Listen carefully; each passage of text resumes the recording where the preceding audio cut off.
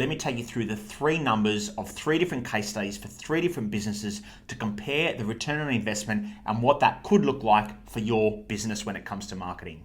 Okay, let's look at three businesses and compare their potential return on investment when it comes to marketing. So let's assume that across the three businesses, their investment for the year on marketing is $20,000. So if we look at business one, their product they sell, or their service they sell at $150 per transaction. Now, for them to get a 10% return on their $20,000 marketing investment, that would equate to $22,000 worth of sale, which equates to 146 transactions of their $150 product or service that they sell.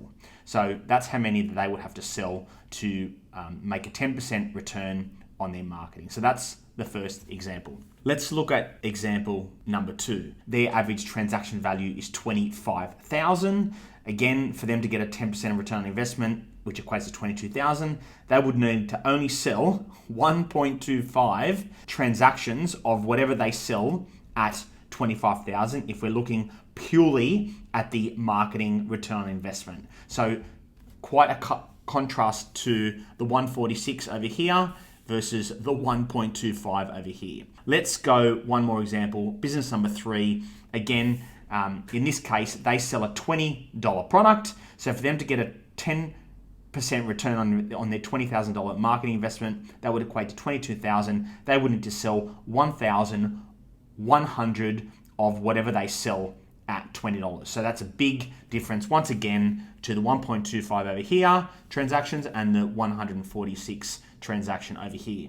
So based on the value of what I sell, based on the return on investment that we'd like, based on the investment that you're making, you need to consider all those factors to think about what does the return on investment look like and how many of those products do I need to sell and how realistic is that. So even though those numbers were quite black and white in terms of the calculations, other things that you need to consider are your customers, any of those customers or transactions, are they repeat customers? So how do you take them into consideration when you're referring to return on investment? Really hard to measure that. How often will they be repeat customers? Again, how do you put a return on investment measure on that one? Will they tell others, and will they refer others to your product or service that you've provided? And then if they don't, and they don't return, maybe your product or service was shit.